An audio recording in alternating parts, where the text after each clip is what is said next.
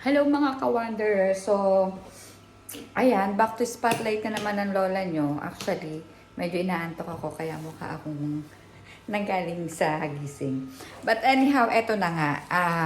Since back to spotlight na naman ng lola nyo, ayan, niyakag kasi, meron kasi ditong movie, yung The Loved Ones, ipapalabas. Ngayon, sinend ko yung kung saan kami pwedeng manood ni Ate Une. Unfortunately, instead na nasamahan ako, ang binigay sa akin yung garage sale ng Zara. So, dahil yun ang pupuntahan namin, so I just wanted to share with you guys yung pupuntahan namin, kung magkano ba yung mga pricing talaga, kung sale nga ba. Alam niyo na, Zara yun. So, let's see kung may mabibili tayo. Tara! Guys, uwi na sana ako. Tingnan nyo naman.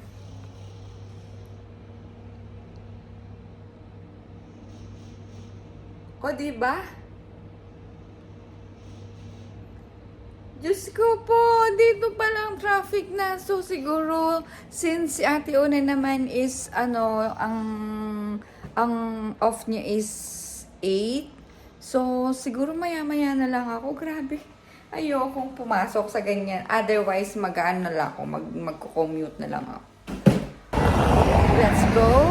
So, dahil hindi ko din nala yung sasakyan ko, sobrang traffic, magko-commute na lang ako. At the same time kasi, ayun, sabi ng ate, mag-exercise din daw ako. So, here we are.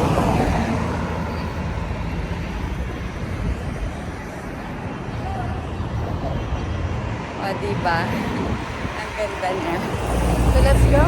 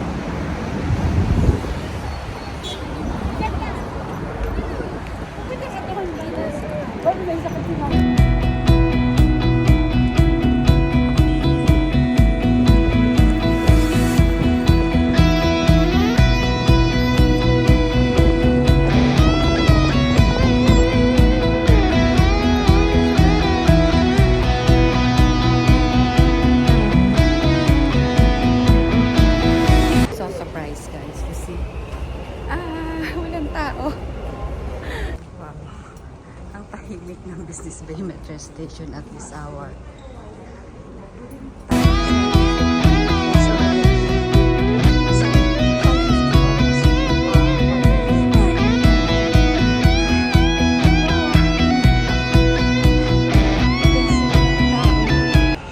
Wala na tao-tao. Oh. Diba? Naku, sana makaupo ako. So, ayun. Oh. Anyway, tama-tama lang sa pagdating ko kay Ate Unay.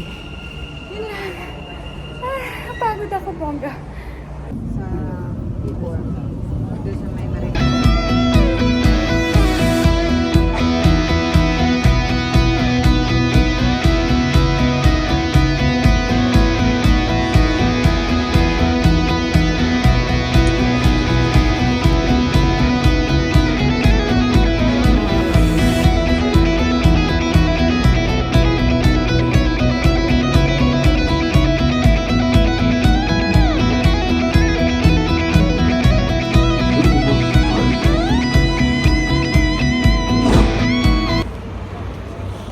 Finally, andito na ako sa Dera City Center.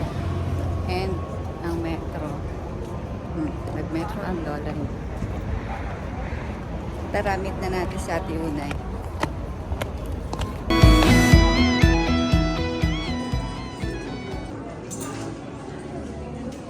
Ayan ang Zara. O, diba? Pupunta kami dyan at ayun, discounted. Ang laki ng aming na-save.